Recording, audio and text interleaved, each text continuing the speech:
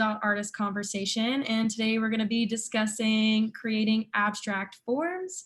I'm Allie Vanderheider. I'm the Design and Marketing Coordinator at Women in Their Work, and I'm joined here today by three abstract artists that are all based out of Texas, Sara Cardona, Luna and Elvia Perrin. I'm excited to be here with you today, and thank you all for participating in this year's 25th Red Dot Art Spree that's now virtual for the first time. All three of you have works available for purchase, which I'll be sharing the links to in the chat at some point, so if anyone wants to check those out. First, we're going to start off with some brief artist introductions and let you guys sort of tell everyone a little bit about yourself, and during that time I'll show a little bit of your work that we can talk through. After that, we have a few questions for everyone just to get started, and at the end we'll have some time for some audience questions. So if you have any questions, feel free to type them into the chat at any point, and we can get to those at the end, as many as time allows for. All right, so I'm gonna go ahead and share my screen. And we're going to start today with Sara Cardona.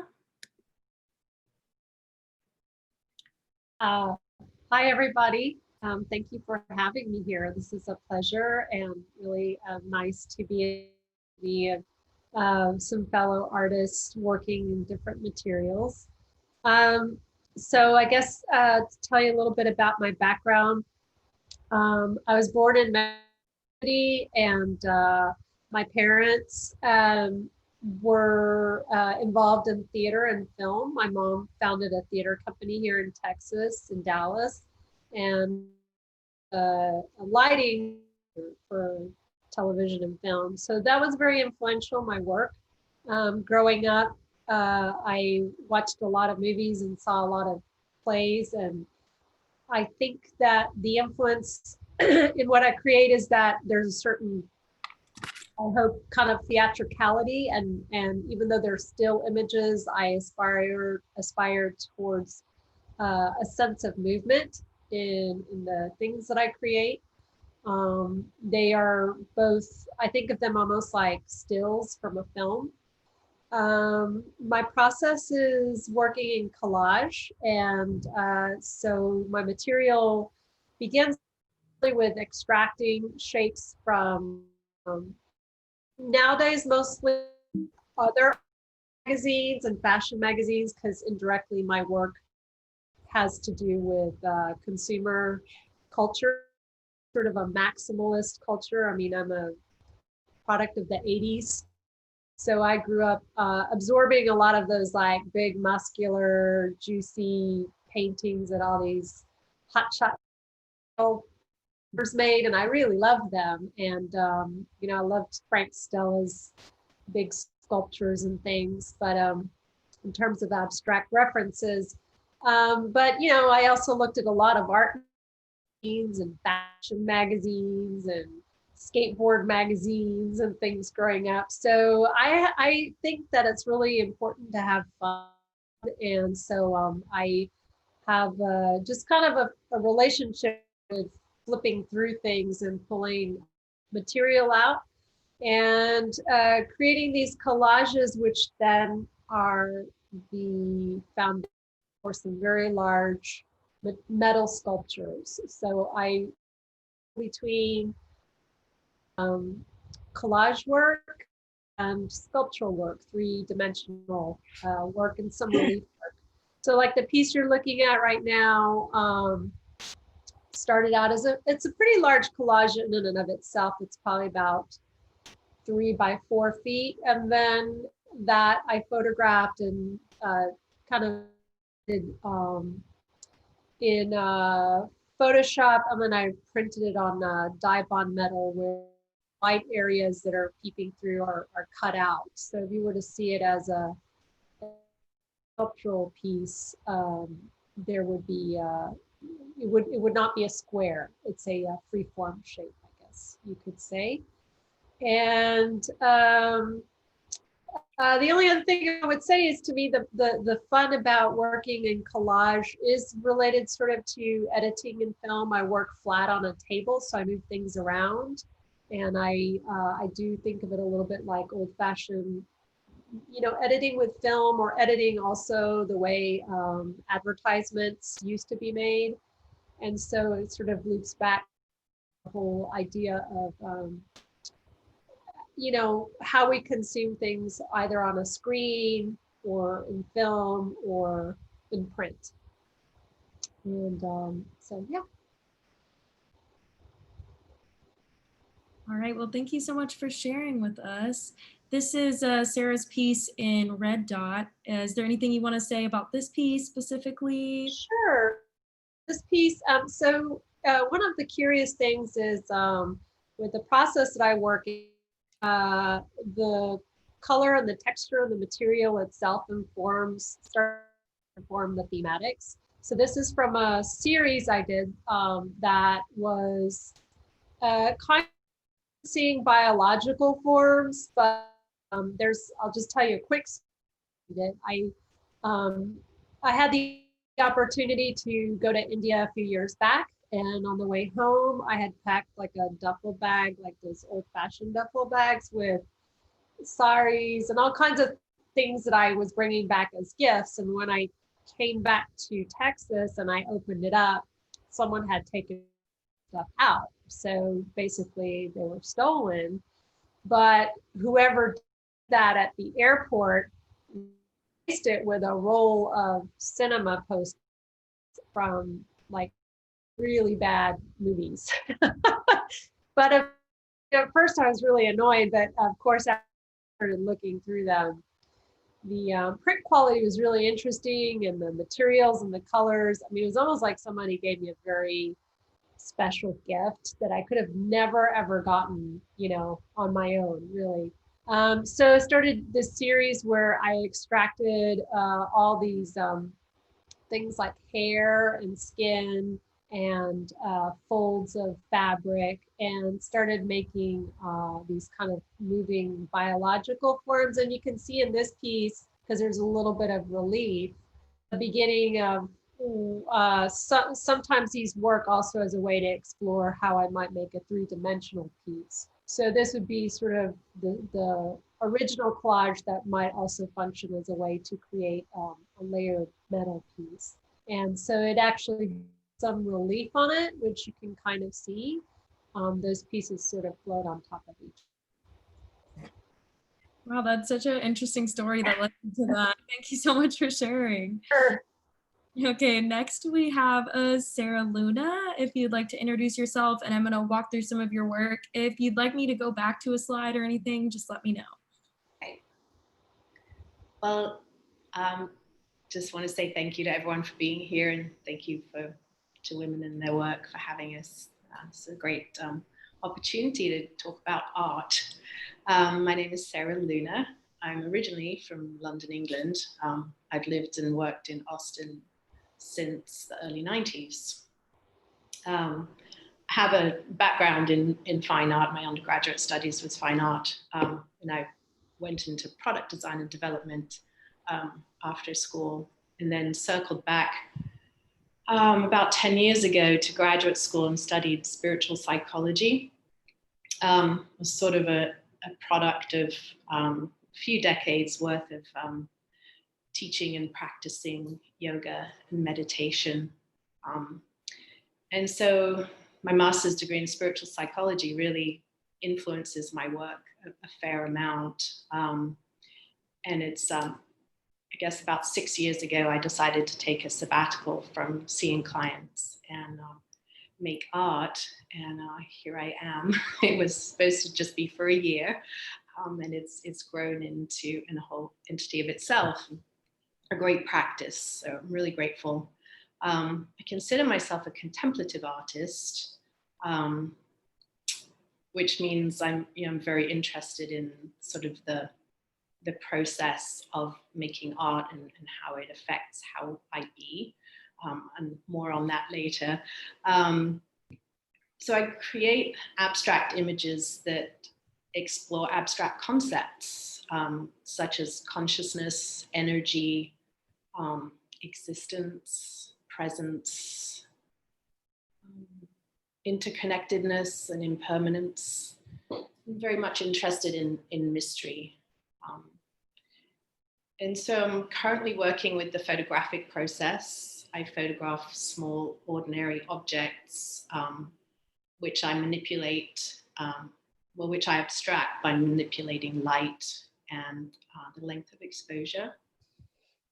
And I also use movement to further abstract the forms. I like to call these images energetic portraits or impressionist photography. And my work's really more about feeling than narrative, although there's always some narrative. It offers an invitation to stillness and presence, and seeks to elicit a meditative, contemplative response from the viewer. And my intention is to create a visual poem, a fluid and meditative, thoughtful space.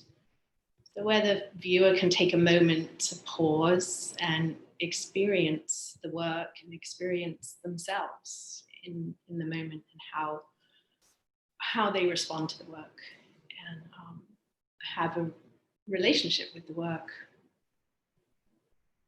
And I'm sort of interested in how different viewers process the images from the perspective of their view on the world and their world experience and their life.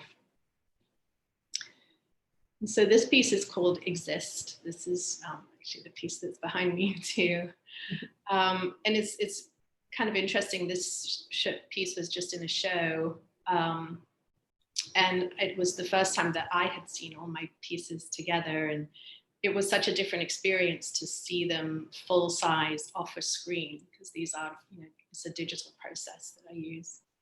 And this piece sort of wound its way into my heart. It's like I go between pieces, and sometimes one speaks louder than another. And it's interesting that we paused here, because this one's really been attracting me. And it has so many layers. So I'm very interested in layering and light and subtlety in the imagery.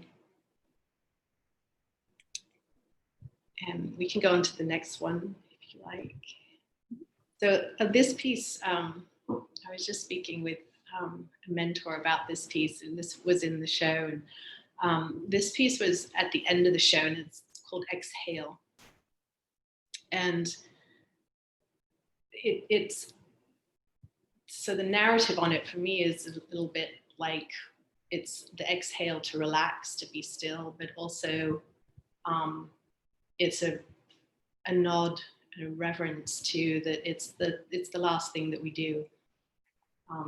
And so when speaking about that, there's often some very interesting conversations and responses that occur. So this is a very tender piece. All right, well, I definitely want to get back to some of those concepts, especially you talking about movement and layering, which is you can really see in your work. And I think layering kind of comes up in all of your work in different ways. So I'd really love to revisit that once we get to the end. Thank you so much. Okay, so now we have Elvia Perrin, who's going to talk a little bit about her work and introduce herself. So here you go. Hi, I'm Elvia Perrin. I'm from Rosenberg, Texas. It's a small town outside of Houston, but I've been living in Austin for about 30 years. I too, like most people, went to UT and kind of stayed here after going to school. I'm heavily influenced by just, growing up with my mom, who made ceramics. There was something about multiplicity that sort of always interested me, and just that practice of making. And so growing up, I was just always influenced by the ideas of nature, everyday objects, whether it's, things that are in our office, whether it's stickers, staples, food. You'll see just different influences of my work that are subtly sort of layered into my prints. I usually start by abstracting and painting and drawing with maybe ink on acetate, taking frottage, but ultimately I always revert back to the printed matter, which I have my own printmaking studio here in Austin. There's something really interesting about starting with the idea of nature in both these cases. With the piece before us, which was Apron. If you can go back to that other piece, that Sure. silver piece. This was actually created by rubbings of wood and just gathering surfaces of nature. So the pieces were built on these transparent rubbings that ultimately got edited and sort of formed into these very masculine sort of architectural pieces, created through layers and hopefully having that hint of color coming through. With the next piece, Bridge, also, I just have a love of material. So these little balsa wood sculptures that I create on copper, the copper can be sort of imprinted with wood. We put soft ground on the copper.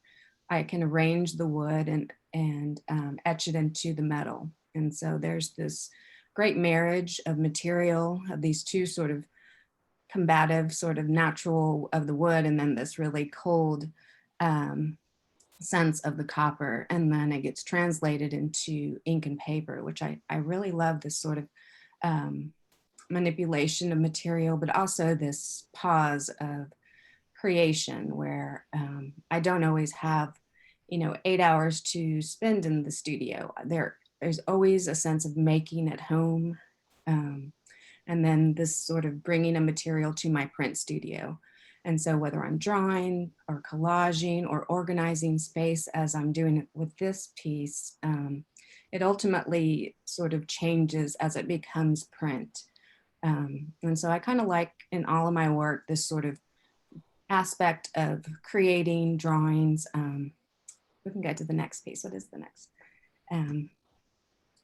With these, especially with miter, these started out as paintings of floor pieces of the sculpture that was photographed and then painted and then reorganized. And the painting's actually made out of paper towels that I've sort of sponged on to acetate, reorganized and then printed, and then it becomes sort of a collage piece. So my prints tend to go through a lot of steps of, because I'm wearing so many hats as an artist, as a wife of 25 years, as an educator, as a mom to a golden retriever. I think there's a lot of pauses in my work. It's never continuous. It starts as drawing, but also gets sort of paused as far as printing, and then ultimately the rearrangement into collage or some sort of finished print media. So my idea where it starts is never where it finishes, or it kind of changes and evolves and sort of ebbs with just where I am at that point. Sometimes things take 6 months to sort of cultivate from the idea to the actual print. With these, this is also that series that partners with the piece I'm showing for women in their work.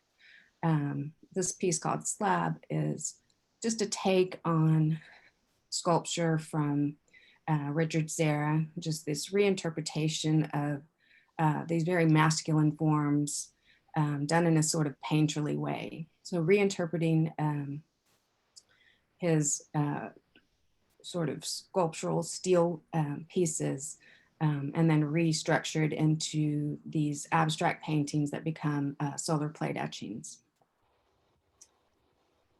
With our tilt piece, this is also a take. I had just seen the 100 Years show by Carmen Herrera, and I was really influenced by just her take on her practice, how long it had taken her as a female artist to sort of get recognition. And she wasn't bitter about it. It was just a matter of she just wanted her time to make artwork and to see her work as a whole. And that's kind of what I gathered as being a female artist, is you get to only show maybe sometimes sections of your ideas. Always asked to do group shows, maybe not always asked to do solo shows. And so this series was about really reinterpreting Carl Andre's work. So these are his floor pieces done with these abstract sort of washes, and then the acetate is kind of constructed to mimic the illusion of 3D. So that's kind of where I'm at right now, exploring these sculptural forms and these almost abstract exercises in painting, but ultimately restructuring them in these really controlled forms. Thank you so much. Those are really great pieces. And I think it's really interesting how you sort of start with maybe a sculptural form and sort of move into this like 2D final form. It's really great. Thank you so much for sharing with us. Okay. Here's a little thank you to our sponsors for Red Dot this year. And then I'm gonna go ahead and stop screen sharing. Okay. So I have some questions for all of you. It's so great to have had you walk through your works with us, because I see so many connections between them and things that you're sort of all thinking about in maybe different ways. Our first question that we had was about your studio practice. So it seems like you all work with sort of layering of different materials, whether that starts with, you know, painting or print, the final object being a print, or talking about your Sara Luna's pieces where it starts with maybe a photograph that goes through multiple processes. If anyone wants to speak a little bit more about how their like actual process of art making works.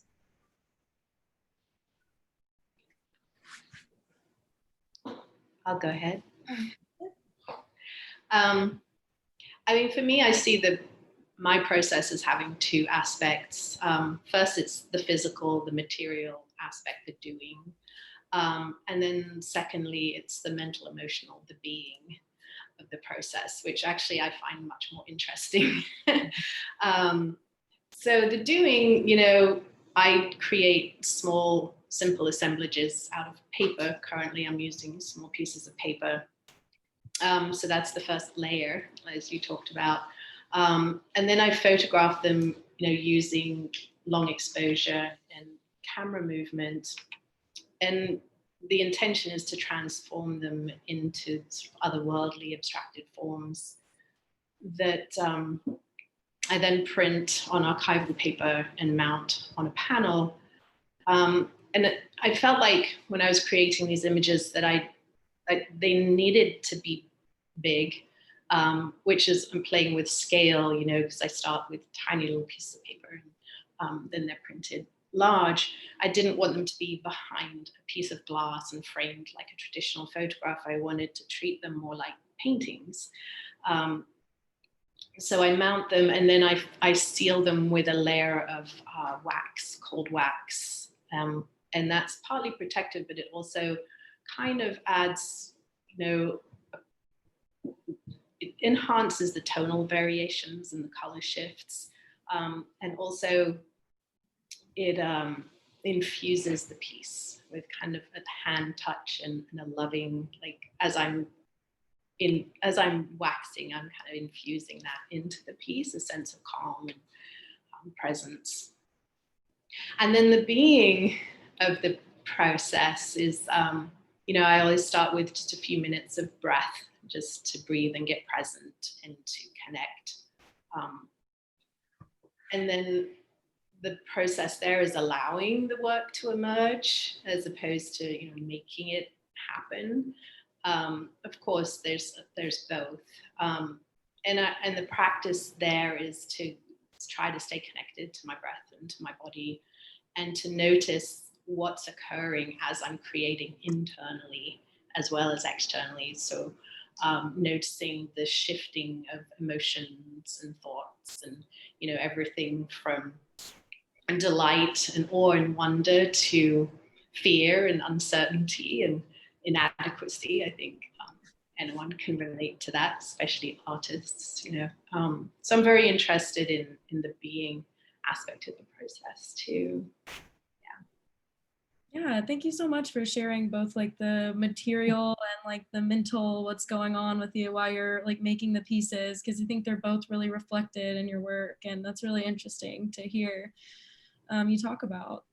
Our next question is sort of like based off of that question a little bit, thinking about how your medium affects the final piece. When you create abstract images using a variety of media, how does this medium influence the imagery itself? I can take this question. Is that for everybody? Sure, yeah. I think for me, I always find that my final piece has to be printmaking. There's just a finality to it. I think there's a resolution that I always find satisfying, whether I start in drawing, which I tend to do. I tend to start whether, drawing or sculpture or some sort of collage element. I always tend to end with printmaking. And there's a sense of just being in the studio. There's in my print studio, it's such a different experience than being at my home practice. When I'm at home, I'm drawing, I'm sort of adding, here and there when I have time. But when I sort of, drive to my studio and have that experience of being alone with my work, with my material, with that sense of making, I think it really decides the final conversation with my work. I can go in with a concrete idea of what it should look like, how it should feel, but just the process of making of that resistance of printmaking, which can kind of be serendipitous. You have this, been doing printmaking for 30 years, but it always surprises me when things go in a different direction, whether processes get edited or wrong, or just something is different with the etch.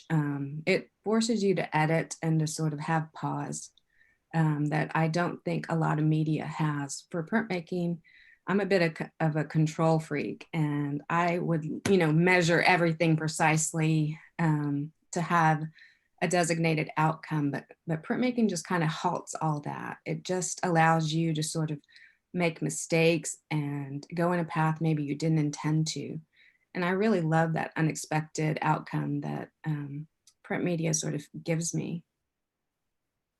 Yeah, I think that's really interesting. I like that you talk about sort of like the finality of like the print is the final image, but it's also allows you to maybe have those mistakes that you spoke about and sort of unexpected things that maybe some of the other mediums don't allow for as much. I think I like the journey. Like I like the mistakes and I like the bumps and hiccups that I don't always expect, but it keeps things fresh for me, especially practicing art for 30 years. You can kind of go into a circle of creating the same thing over and over because it's familiar, and you develop a language, but printmaking kind of keeps you on your toes. yeah, that's great. I that totally makes sense as to why that would be the sort of final form of all of these different things that you're talking about, like sculpture and painting and collage and drawing, and then sort of ending there. I think it's really interesting. So I have another question here. So the next question is presence and absence, order and chaos, space and time. Do any of these topics resonate with a particular work of yours that you would like to speak about? Well, sorry, I keep getting bumped off because I think my son is on a Zoom right now in high school, junior high. So we're sharing bandwidth. So I just moved. So I feel like I popped up in a different you guys. Yeah, To me, I think that's a huge aspect of what interests me about collage is referencing this idea of order and chaos and control and structure versus freedom. I think, I think a little bit of what was being said, but I think process is so important to artists. We come to a final place and you have a final product, which in some ways you feel has the tracings of the process. So whatever that final entity is somehow captures some of that. But I think for a lot of artists, the journey is in the time in between, which is the making and the process. And for me, uh, the most liberating thing about working with collage is the chaos, the place that it launches me into, this kind of embrace of the unexpected. I'm beholden to whatever materials outside of me in the universe. So there are all kinds of artists. A long time ago, I came to discover that a lot of people who, you know, have a blank canvas or a work where things are generated internally and, you know, as an expression of this sort of internal self, and you start from nothing and you add all this. For me, it was far more interesting to work the other way, which is to take all this external material and pull it in to somehow make it very deeply personal. Because in some ways I felt like it's a kind of a mirror to what happens, at least for me as an individual in the universe, that I don't always feel like the self is this singular thing that's generated from within, but rather we're impacted from things externally. And so my process is often just, some days I just sit in a huge like mess of paper and sit with scissors, and maybe my meditative part is just cutting and, you know, allowing a certain chaos around me. And then like the fun of it is to orchestrate a little bit, to like the editing, to move things around. And it almost like a little dance. So sometimes you see one thing and then not really sure, you kind of keep moving it around. And I do rely on my camera a lot because sometimes I come to a place where something feels right, but I'm not sure. So I'll take a picture so I can go back to look at it.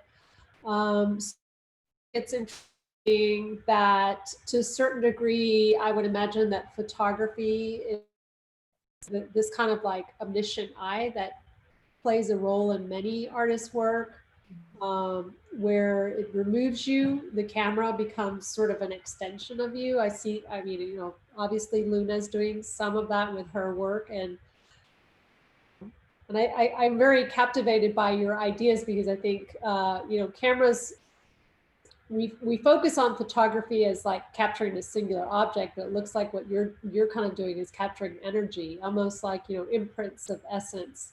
And so I think those are interesting things that abstraction in particular lends itself well to. It's the language of the invisible and the language of the space in between, the not certain, that, you know, hovers somewhere between an object and a non-object, hovers somewhere between a thing and its energy. You know, listening to Elvia talk about constructing things that look architectural but made from other things. I think it's this beautiful language where it is thing and energy, and I definitely want that for my work. I feel like they're composites of many things that coalesce to become its own entity, but a sense of energy that comes out of this chaos, right? This kind of all this stuff that sort of coalesces and becomes a nice sort of, I don't know, organism maybe, is what interests me. So I like to embrace chaos. I like to be in the space of being uncomfortable, kind of like a teenager. Yeah, I think that's a really great answer. Thank you so much for sharing all of that. I can see that sort of organizing of chaos in your work, talking about like collecting all of these things and then forming it into this new thing that takes on this sort of new life or energy. I think that's really great. If anyone else would like to add to that or answer the same question, feel free. I think chaos plays a big part in my sort of the beginning of my work, where I think there's a mirroring of just, I try to be cool and sort of spontaneous, but I'm actually really controlling. And so when I start work, it really, you know, I start by being this awesome abstract artist where I'm like splashing paint on on paper or acetate. But in the end, I really try to control that by really sectioning and creating form through cutting and slicing and collaging, a lot of like Sarah's doing, where she's gathering. I'm also gathering all this sort of, these layers of paintings, and then really, pinpointing what I like about each. So the chaos I create is my own, but then I'm also using it as sort of this sort of edited information to create these very organized spaces on paper. So it really meshes both of my personalities. So trying to be in control, but at the same time being very out of control, kind of mimics my work. That's interesting, Elvia. I mean,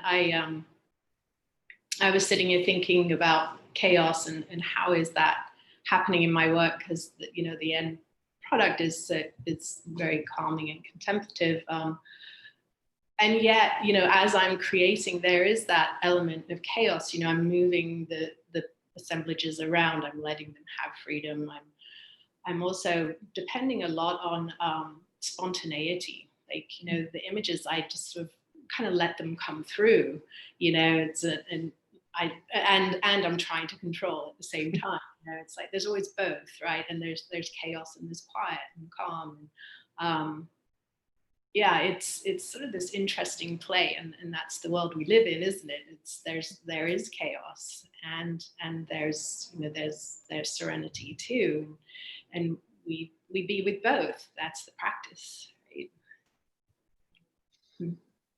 Yeah, that's really interesting, because your works do really feel so like calming to look at, but I feel like anytime you're working with movement like you do, there's a sense of sort of chaos and spontaneity there that you're having to like reflect on and then make this really sort of soothing image in the end. But yeah, I think incorporating that movement is always some sort of chaos there. I'm pretty interested in like collective chaos, because several of my pieces, and the one that I selected for the red dot comes out of that body of work that I said are organisms, but they're organisms that are made out of man-made distributed materials. So, and that series was influenced by the fact that I kept seeing, especially just in the last couple of years, the mass migration of humans like across the planet. Let's see these really interesting photos of, like, there was in Calais in France, where a lot of North Africans were, basically kept in a tent city. They had arrived to Greece, to the Isle of Lesbos, and then they were transferred to France. And then when they were moved to camp, what was left of the camp was all these like hanging t-shirts on tree limbs and trash and debris.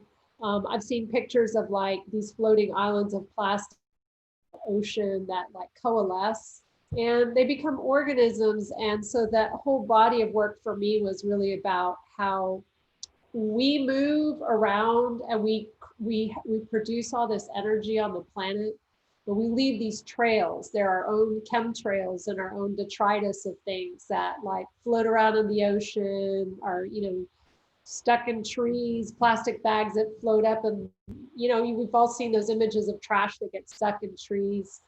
The last time I drove through Austin, right near Montopolis, where that encampment is of like lots placed and homeless, and people who don't have homes, they set up all these, it's like a half a mile of tents, and that fascinates me because we create a chaos and we leave this imprint of that. And so really, I'm very interested in that. We sort of have extensions and we create organisms just on this. So in that regard, I feel like sometimes when process can mirror themes, so if the process of work is meditative, and then what comes out of it is meditative, the closer you get, I think the stronger those works become. And that's something I'm trying to figure out and aspire to, is somehow mirroring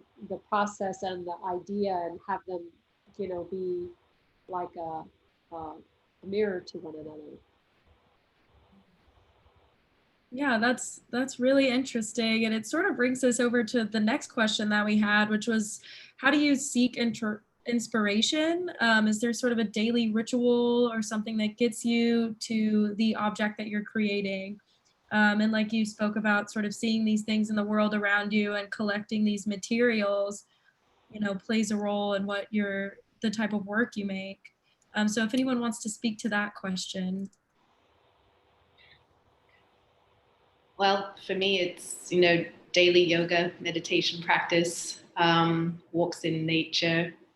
And I, love talking with other artists like this right now. It's so enriching. And listening to artist talks and looking at other artists' works. And I also have a daily practice of, I call it a drawing meditation. So I'll set a timer for about 15 minutes and either draw or paint just freely without any intention of ever showing it to anyone. And there's a tremendous amount of freedom in that. And it kind of makes it a little bit sacred too. And it also helps me, get into my right brain, into that creative art.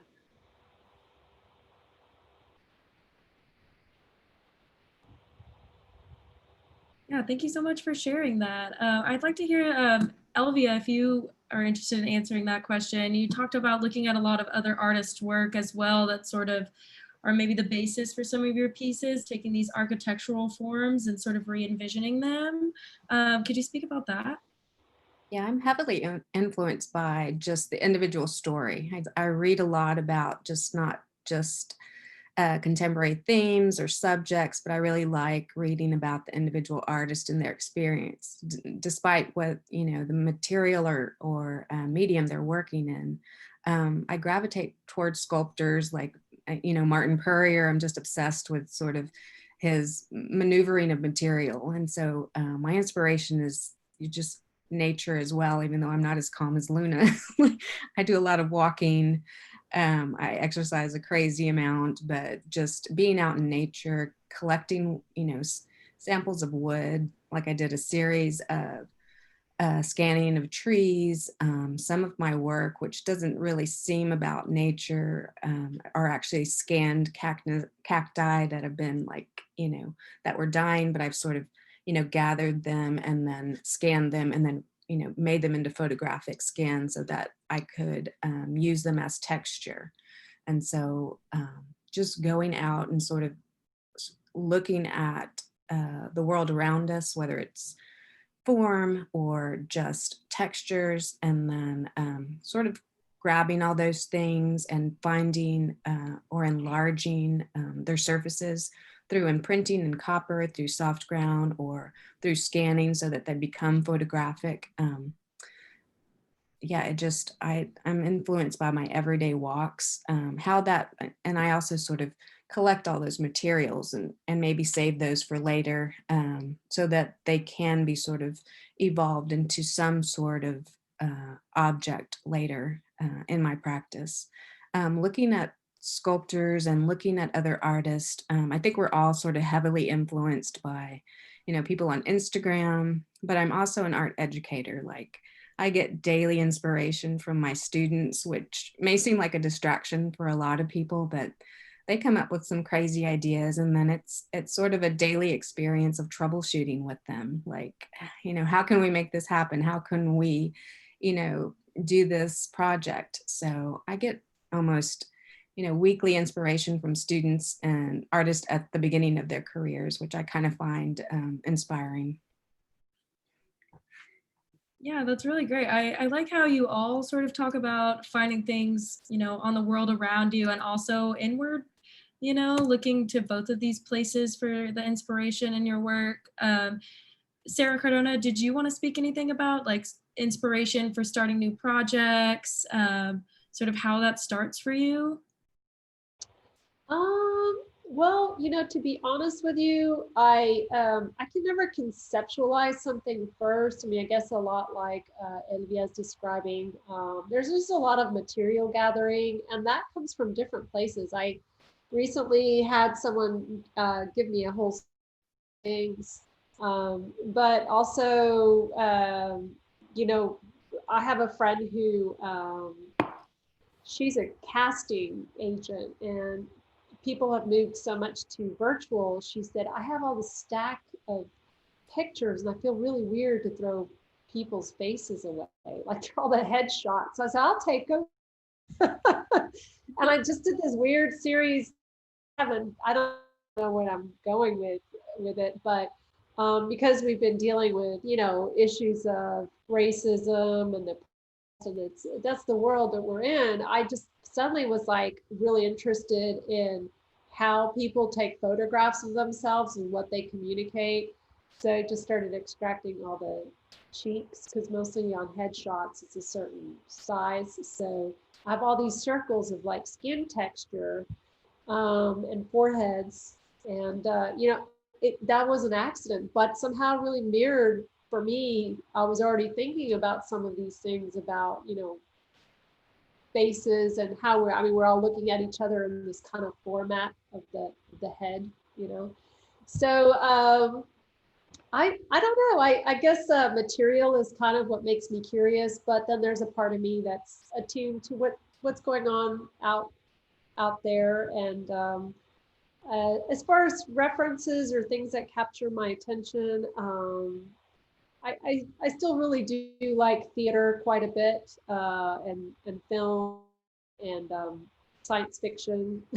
So I, you know, I don't think I have any one way of working, other than there are days when my energy is more about sitting and a repetitiveness of cutting. And can you guys hear me okay? Mhm.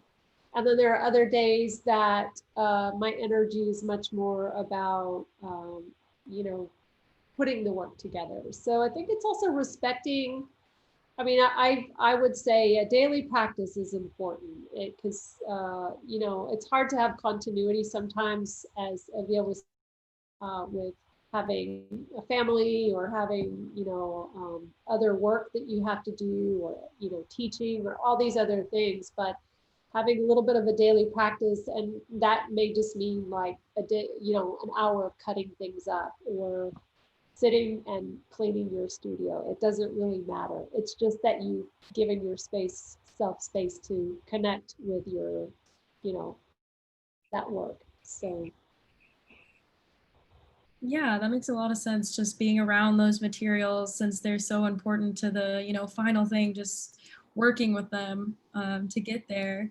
yeah. Let's see if we had any audience questions. If anyone wants to type into anything into the chat, feel free. Doesn't look like we have any at the moment, but if no one has questions, I have a question. If anyone doesn't, if you want to ask each other anything, feel free as well. um, I was wondering about each of your relationship to layering. You talk a lot about this sort of these processes of combining these things, talking about the collage ending in this metal sculpture. Sarah Luna talking about the like layering of the photograph and the object and the wax, and then Elvia talking about these processes of painting on top of drawing and ending up in sort of printmaking. So I was wondering if you could, anyone wants to speak to their relationship with layering and how this, you know, maybe plays a role in your work. Well, I can start with just because printmaking lends itself to layering. Like if we sort of discuss the process of printmaking, it is about separating layers. It is about sort of creating these separate copper plates, each one being a different color, that get layered on top of one another. There's a magic and the wet ink sort of combining with that last wet ink on the paper. There's always a veiling of the color that goes on top, but it almost, there's a beautiful sort of resonance of the color sort of seeping through the color that it's covering. And so there's a mystery and sort of discovering how many layers, what is the intention of this ink. So with my work, I tend to use very bright colors that get masked with silvers or blacks. And so the color sort of seeps through in these little tiny voids. So there's hints of color that get masked with a little more concrete sort of visual barriers of ink. And so for me, there's a discovery in how things get almost hidden with ink and get almost discovered with little peaks of color coming through imagery, which I kind of find intriguing. I also use a lot of transparency, which can create the sense of the illusion of veiling, which I kind of see in Luna's work. There's almost hint of that wax that she's using. We kind of do in printmaking with transparent base, where it kind of makes this opacity and sort of veiling of the image, but you kind of have a hint that it's still there. So that's something very interesting about printmaking, because it is sort of this wet media that we print another wet ink on top. Sometimes you kind of know the outcome, but there's always a discovery, and you can sort of react to that as an artist. There's always a surprise. Wow, this ink really rejected this other ink that's on top of it, or the color mixed in a certain way. So I kind of like that. And my own studio practices, just the layering sort of creates a different relationship from your original intention, if that makes sense. Oh yeah, it definitely does. That's really great. Cute. I'll speak to layering. I mean, yeah, definitely sort of in the process, there's the layering of processes, you know, there's the cutting the paper, then there's the assembling, then there's the photographing, printing and waxing, and, you know, so many steps and layers in that. And then within the images, there's, you know, this sort of depth created with layering, very subtle.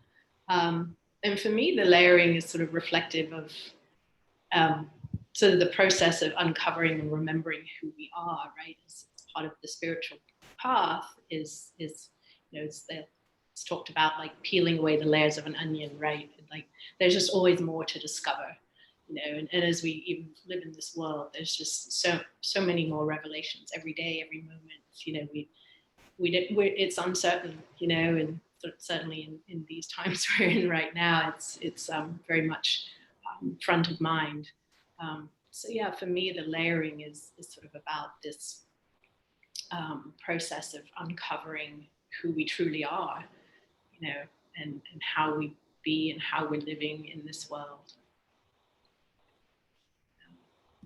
I think for me, layering is kind of a mirror to kind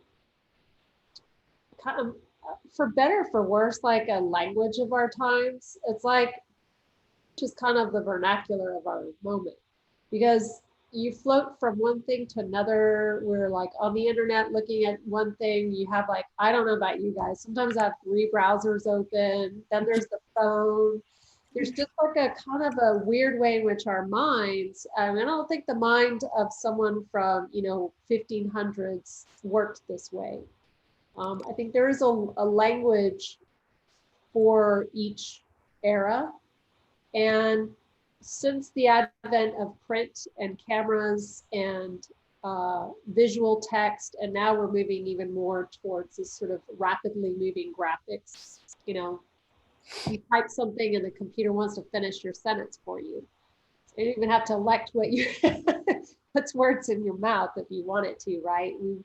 I think there's something I'm very aware of that. Like I have a love-hate relationship with that. I'm always resisting this, you know, the expediency of like, well, it is fast for me to, you know, use autocorrect, but then again, sometimes it corrects you in ways that you could have never anticipated. And that's really interesting to me. So layering is really, for me, not so much a hiding or a revealing. It's almost like this mirror to the way that my mind is working with the universe, and an acceptance that that's just a reality. So I'm actually trying to parallel that, I think, in the work. That I'm trying to make sense, like, you know, this embrace of chaos is also the flip side of that coin, is trying to make sense of all these disparate parts and create something that is cohesive and has a unity. And I feel like that is a dance every day of my life, is to try to take all these things that are happening. And I don't know about you guys, it's very exhaustive, the amount of like, you know, with the politics of what is true, what is not true. I mean, being barraged daily with all kinds of information. And as an individual, as a human, I'm really resonating with what Luna is saying, because we're all trying to slow things down and give space to breathe, but it is difficult. And so for me, weirdly, the art is very meditative, but it is also a very honest reflection of what the mind of a 21st century individual is like. It is a constant kind of a struggle to create something out of all this flotsam that's out there. But that is why I choose to use layering. It's a kind of a very decisive, I almost think of it as a language. I think we're all sort of multitasking. I remember, being in school and, thinking of an idea and really taking it to completion. Like there would be an evolution of one piece. I think as a reflection of our times and just kind of sporadic making, I have like multiple projects, multiple art things going on at once. And you kind of see them like tucked away in my flat files, but working in sequence now, working with a series seems more natural to the way I'm sort of maybe a reflection of our multitasking, but I do have like a series now. Like I do have multiple things, like sort of, maybe I'll work on this today. I don't work in the singular very often anymore. And I think that is sort of, getting inspired, then getting uninspired, then trying to find inspiration again in that one piece. And then I have to move on, and so I do tend to sort of have 5 or 10 things, going on, and maybe they'll be seen together, maybe they won't, but they are definitely kind of going on at the same time, instead of just, spending all my energy really making one thing amazing. It makes more sense now to have all these 10 browsers open to these 10 different art pieces, because that's the way we work now. It's like we are multitasking, doing many things at once. It's a true reflection on how we are working as a society. Yeah, thank you so much for all of you speaking to that in terms of both the physical process of making your work and the like conceptual framework that gets you to the piece in the end. I think it's really interesting how layering sort of works in many different ways in your thought process and like the physical act of making. So I guess we're getting towards the end here. Thank you all so much for participating today. It was really great talking with all of you, and it's so great to see all of your work and hear a little bit more about it, the stories that got you there, the process that got you there. So I really appreciate that. And for everyone watching there today, thank you for joining. We also have a bunch of more events coming up related to Red Dot, with several other artists talking about a range of different topics, and those are all on our website. And the Red Dot Art Spree link I just shared in the chat. So go check out Sarah Luna's work, Sara Cardona's work, Elvia's work, all in the Red Dot show. So thank you so much, you guys. Thank you. It was fun. Yeah, Thanks for having us. absolutely. Have a great one. You too. Wow.